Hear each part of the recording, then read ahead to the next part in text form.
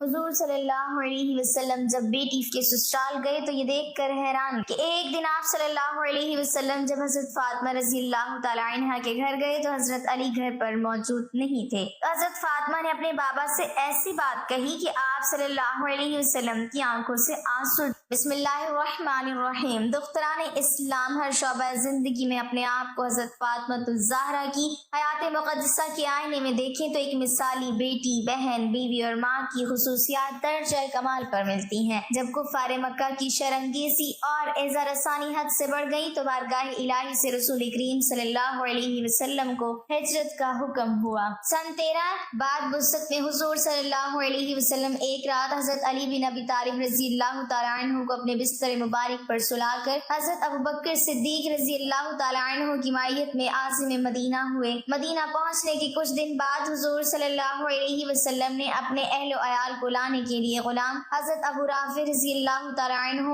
اور حضرت زید بن حارثہ رضی اللہ تعالی عنہ کو مکہ بھیجا۔ ان دونوں حضرات کے ہمراہ حضرت فاطمہ، حضرت ام کلثوم، حضرت سودا بنت زمعہ، حضرت ام ایمن اور حضرت اسامہ بن زید نے مدینہ کی جانب ہجرت فرمائی۔ مدینہ پہنچ کر حضرت سودا رضی اللہ تعالی عنہ اور بنات طاہرات رضی اللہ عنہما حضور صلی اللہ علیہ وسلم کے پاس اپنے نئے گھر میں قیام پذیر ہوئیں۔ ہجرت مدینہ کے وقت حضرت فاطمہ الزہرا رضی اللہ تعالی عنہ سن بلوغت کو پہنچ چکی تھی۔ حضرت ابوبکر صدیق رضی اللہ تعالی عنہ نے حضور صلی اللہ علیہ وسلم کو فاطمہ رضی اللہ تعالی عنہ کے لیے پیغام بھیجا، لیکن حضور صلی اللہ علیہ وسلم خاموش رہے یا بعض روایتوں کے مطابق فرمایا جو اللہ کا حکم ہوگا۔ پھر حضرت عمر بن خطاب رضی اللہ تعالی عنہ نے حضرت فاطمہ رضی اللہ تعالی عنہ کے لیے پیغام بھیجا۔ حضور صلی اللہ علیہ وسلم نے انہیں بھی یہی جواب دیا۔ چند دن بعد حضور صلی اللہ علیہ وسلم نے حضرت فاطمہ رضی اللہ تعالی عنہ کی نسبت شر خدا حضرت علی بن ابی طالب رضی اللہ تعالی عنہ سے کر دی۔ ایک دن حضرت ابو بکر صدیق، حضرت عمر فاروق اور سعد بن ابی وقاص رضی اللہ عنہم نے باہم مشورہ کیا کہ فاطمہ الزہرا کے لیے کئی پیغام حضور صلی اللہ علیہ وسلم تک پہنچے ہیں لیکن آپ نے کوئی بھی منظور نہیں فرمایا۔ اب حضرت علی رضی اللہ تعالی عنہ باقی ہیں جو رسول اللہ صلی اللہ علیہ وسلم کی جانثار اور محبوب بھی ہیں، اور امزاد بھائی بھی۔ معلوم ہوتا ہے کہ فکر و تنگ دستی کی وجہ سے وہ فاطمہ کے لیے پیغام نہیں بھیجتے، کیوں نہ انہیں پیغام بھیجنے کی ترغیب دی جائے اور ضرورت ہو تو ان کی مدد بھی کی جائے۔ تینوں حضرات کی مشورہ کر کے حضرت علی رضی اللہ تعالی عنہ کو ڈھونڈنے نکلے۔ وہ جنگل میں اپنا اونٹ چرا رہے تھے۔ انہوں نے پورے خلوص کے ساتھ حضرت علی رضی اللہ تعالی عنہ کو حضرت فاطمہ رضی اللہ تعالی عنہ کے لیے پیغام بھیجنے کی ترغیب دی۔ انہیں اپنی بے سر و سامانی کی وجہ سے پیغام بھیجنے میں تامل ہوا، مگر ان حضرات کے مجبور کرنے پر آمادہ ہو گئے۔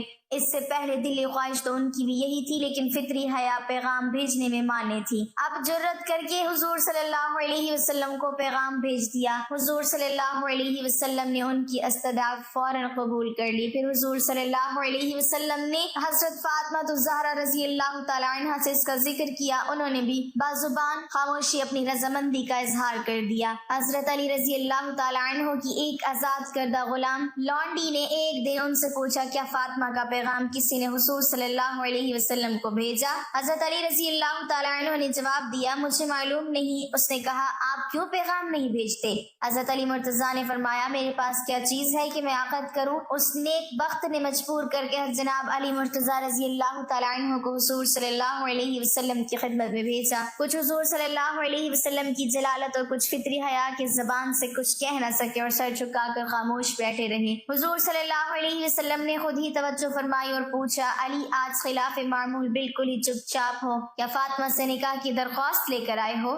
حضرت علی رضی اللہ تعالی عنہ نے عرض کی بے شک یا رسول اللہ۔ حضور صلی اللہ علیہ وسلم نے پوچھا تمہارے پاس مہر ادا کرنے کے لیے بھی کچھ ہے؟ حضرت علی رضی اللہ تعالی عنہ نے نفی میں جواب دیا۔ پھر حضور صلی اللہ علیہ وسلم نے فرمایا میں نے تمہیں جو زرہ دی تھی وہی مہر میں دے دو۔ حضرت علی رضی اللہ تعالی عنہ نے ارشاد نبی صلی اللہ علیہ وسلم کے آگے سر تسلیم خم کر دیا۔ اس کے بعد حضرت علی رضی اللہ تعالی عنہ زرہ فروخت کرنے کے لیے بازار کی طرف روانہ ہوئے۔ راستے میں حضرت عثمان رضی اللہ تعالی عنہ مل گئے۔ انہوں نے 480 درہم میں یہ زرہ خرید لی اور پھر یہی زرہ حضرت علی رضی اللہ تعالی عنہ کو بطور ہدیہ واپس کر دی۔ زرہ کی قیمت فروخت حضرت علی رضی اللہ تعالی عنہ نے حضور صلی اللہ علیہ وسلم کی خدمت میں حاضر کی تو آپ صلی اللہ علیہ وسلم نے فرمایا 2/3 خوشبو وغیرہ پر خرچ کر دو اور 1/3 سامان شادی اور دیگر اشیاء خانہ داری پر خرچ کرو۔ پھر حضور صلی اللہ علیہ وسلم نے حضرت انس رضی اللہ تعالی عنہ کو حکم دیا کہ جاؤ ابو بکر، عمر، عبد الرحمن بن عوف اور دیگر مہاجرین و انصار کو بلا لاؤ، اور سب دربار رسالت میں جمع ہو گئے تو حضور صلی اللہ علیہ وسلم ممبر پر تشریف لے گئے اور فرمایا اے گروہ مہاجرین اور انصار، ابھی جبرائیل علیہ السلام میرے پاس یہ اطلاع لے کر تشریف لائے تھے کہ اللہ تعالیٰ نے بیت المعمور میں فاطمہ بنت محمد کا نکاح اپنے بندہ خاص علی بن ابی طالب سے کر دیا، اور مجھے حکم ہوا ہے کہ عقد نکاح کی تجدید کر کے گواہان کے روبرو ایہاب و قبول کرواؤں۔ پھر حضور صلی اللہ علیہ وسلم نے خطبہ نکاح پڑھا اور علی مرتضیٰ کے متبسم ہو کر فرمایا میں نے 400 مسقال چاندی مہر پر فاطمہ کو تیرے نکاح میں دیا، کیا تجھے منظور ہے؟ حضرت علی رضی اللہ تعالی عنہ نے عرض کی بصر و چشم۔ پھر حضور صلی اللہ علیہ وسلم نے بدیع الفاظ دعا کی اللہ تم دونوں کی پراگندگی کو جمع کرے، تمہاری کوششوں کو سعید بنائے، تم پر برکت نازل کرے اور تمہیں پاک اولاد دے۔ پھر سب نے دعائے خیر و برکت مانگی اور حضور صلی اللہ علیہ وسلم نے ایک طبق شعارے حاضرین میں تقسیم فرمائے۔ ناظرین، حضرت فاطمہ رضی اللہ تعالی عنہ اللہ کے پیارے نبی صلی اللہ علیہ وسلم کی لاڈلی بیٹی اور حضرت علی رضی اللہ تعالی عنہ کی بیوی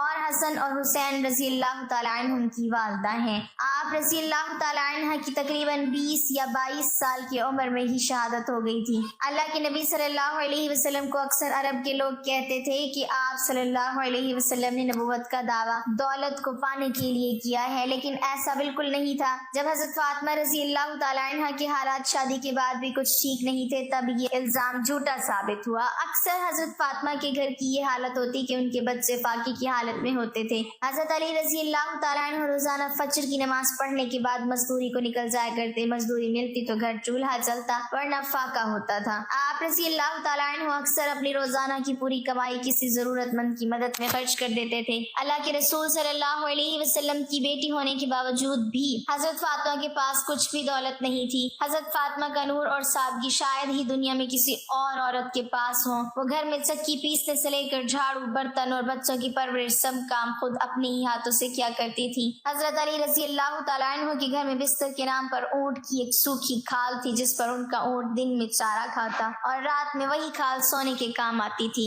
اس طرح کی زندگی ہونے کے باوجود بھی حضرت فاطمہ نے اپنے شوہر سے کبھی کوئی شکایت نہیں کی اور نہ ہی کبھی کوئی فرمائش کی۔ تاریخ گواہ ہے کہ حضرت علی اور حضرت فاطمہ کا جوڑا مثالی رہا ہے۔ حضرت فاطمہ نے کبھی بھی اپنے شوہر کی خدمت گزاری میں کوئی کسر باقی نہ رکھی۔ اللہ کے پیارے نبی صلی اللہ علیہ وسلم بھی اپنی لاڈلی بیٹی کو ہمیشہ یہی نصیحت فرمایا کرتے تھے کہ بیٹی، عورت کا سب سے بڑا اخلاقی فریضہ شوہر کی خدمت گزاری اور فرما برداری ہے۔ آپ صلی اللہ علیہ وسلم نے اپنے داماد حضرت علی سے بھی یہی کہا کہ آپ مجھے بہت عزیز ہو، فاطمہ بھی مجھے بے حد عزیز ہے، ہمیشہ میری فاطمہ بیٹی کے ساتھ اچھا برتاؤ کرنا۔ ناظرین، ایک مرتبہ اللہ کے پیارے نبی صلی اللہ علیہ وسلم اپنی لاڈلی بیٹی حضرت فاطمہ کو لینے اس کے سسرال تشریف لے گئے۔ اس وقت حضرت علی گھر پر موجود نہیں تھے۔ یہ دیکھ کر حضرت فاطمہ نے اللہ کے نبی سے یعنی کہ اپنے ابا حضور سے جو کچھ کہا وہ سن کر آپ بھی حیران و پریشان ہو جاؤ گے۔ اسی لیے آج کی یہ ویڈیو آپ کے لیے بہت ہی خاص ہے، اور خاص کر کے ایسی عورتیں اس ویڈیو کو آخر تک دیکھیں جو بار بار اپنے سسرال سے میں کیا جاتی ہیں۔ انشاءاللہ ایسی عورتوں کی زندگی بدل جائے گی۔ ناظرین، آج جو واقعہ ہم آپ کو بتانے والے ہیں یہ واقعہ حضرت فاطمہ رضی اللہ تعالی عنہ کی شادی کے 3 دن بعد کا ہے۔ حضرت فاطمہ رضی اللہ تعالی عنہ کی شادی کے 3 دن بعد اللہ کے پیارے نبی حضرت محمد مصطفیٰ صلی اللہ علیہ وسلم اپنی لاڈلی اور پیاری بیٹی کو لینے کے لیے فاطمہ کے سسرال گئے، یعنی حضرت علی کے گھر تشریف لے گئے، اور آپ نے اپنی پیاری بیٹی فاطمہ کو آزمانے کے لیے ارشاد فرمایا کہ بیٹی فاطمہ میں تمہیں لینے کے لیے آیا ہوں، گھر چلیں۔ تو یہ سن کر حضرت فاطمہ اپنے والد محترم سے عرض کرنے لگیں کہ یا رسول اللہ صلی اللہ علیہ وسلم، آپ میرے والد بھی ہیں اور اللہ کے نبی بھی ہیں، میری کوئی جرت نہیں کہ میں آپ کو انکار کروں، لیکن ابا حضور، میں نے آپ ہی سے سنا ہے کہ شوہر کی اجازت کے بغیر کبھی بھی گھر سے مت نکلنا۔ ابھی میرے شوہر گھر پر نہیں ہے، اگر اجازت دو تو میں اپنے شوہر حضرت علی کا انتظار کر لوں۔ بیٹی کے منہ سے بات سن کر اللہ کے پیارے نبی کی آنکھوں میں آنسو آ گئے۔ آپ نے اپنی آہٹ کو سمیٹا اور پھر اللہ کے رسول وہیں پر کچی زمین پر دیوار سے ٹیک لگائے ہوئے بیٹھ گئے اور حضرت علی کا انتظار کرنے لگے۔ اس دن یہ بھی بڑی عجیب بات تھی کہ اس دن حضرت علی بھی گھر بڑی دیر سے آئے۔ جب حضرت علی گھر آئے تو آپ نے دیکھا کہ گھر میں اللہ کے پیارے نبی کچی زمین پر دیوار سے ٹیک لگائے ہوئے بیٹھے ہیں۔ یہ دیکھ کر آپ رضی اللہ تعالیٰ عنہ بڑے حیران ہوئے۔ اتنے میں اللہ کے پیارے نبی حضرت محمد مصطفیٰ صلی اللہ علیہ وسلم نے اپنے داماد حضرت علی سے پوچھا، اے علی اگر اجازت دو تو میں اپنی بیٹی فاطمہ کو گھر لے جاؤں؟ یہ سن کر حضرت علی پھوٹ پھوٹ کر رونے لگے اور عرض کرنے لگے، یا رسول اللہ صلی اللہ علیہ وسلم، میرا رنگ روپ کچھ بھی نہیں، میری آج جتنی بھی عزت ہے وہ سب آپ کے قدموں کی برکت سے ہے یا رسول اللہ صلی اللہ علیہ وسلم، پھر میں آپ کو کیسے اجازت دوں؟ یہ کیسے ہو سکتا ہے؟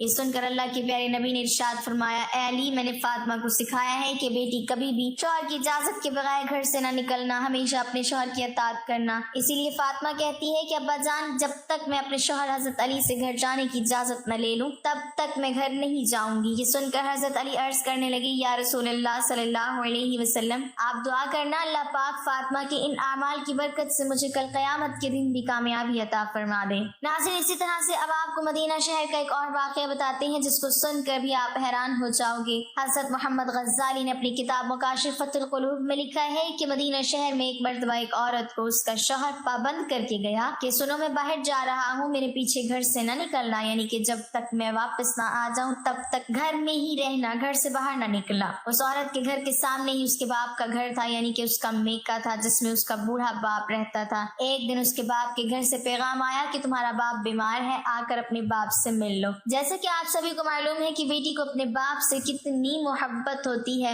اس کا کوئی پیمانہ نہیں کہ کوئی اس کو ناپ سکے، کوئی ایسا ترازو نہیں کہ اس کو کوئی تول سکے۔ لیکن یہاں پر جیسے ہی بیٹی کے پاس پیغام آیا کہ تمہارا باپ بیمار ہے تو بیٹی کہنے لگی کہ میں نہیں جا سکتی ہوں کیونکہ میرے شوہر مجھ کو پابند کر کے گئے ہیں، اور میرے شوہر نے مجھے پابند اس لیے کیا ہے کہ اللہ کے رسول نے مجھے پابند کیا ہے۔ آپ نے فرمایا کہ شوہر کی اجازت کے بغیر گھر سے باہر نہ نکلنا، اور مجھے اس وقت اس بات کی کوئی خبر نہیں ہے کہ میرے شوہر کس میدان میں جہاد کر رہے ہیں، جاؤ پہلے اللہ کے رسول سے پوچھو کہ میرا باپ بیمار ہے، میں اپنے شوہر کی اجازت کے بغیر جاؤں یا نہ جاؤں۔ پھر اللہ کے نبی سے جب اس بارے میں سوال کیا گیا تو آپ نے فرمایا کہ جا کر اس عورت سے کہہ دو کہ اگر شوہر کی اطاعت کرو گی تو اللہ تعالیٰ تمہیں بہتر جزا عطا فرمائے گا۔ خیر 2 دنوں کے بعد میں پھر سے خبر آئی کہ تمہارا باپ بہت زیادہ بیمار ہو گیا ہے، آ کر اپنے باپ سے مل لو۔ عورت نے پھر اللہ کے نبی سے پتہ کیا تو آپ نے فرمایا کہ جا کر اس عورت سے کہہ دو کہ اگر اپنے شوہر کی اطاعت کرو گی تو اللہ تعالیٰ تمہیں بہتر جزا عطا فرمائے گا۔ اس کے بعد 4 دن گزرے کی خبر آئی کہ تمہارے باپ کا انتقال ہو گیا ہے، آ کر اپنے باپ کی آخری صورت کا دیدار کر لو۔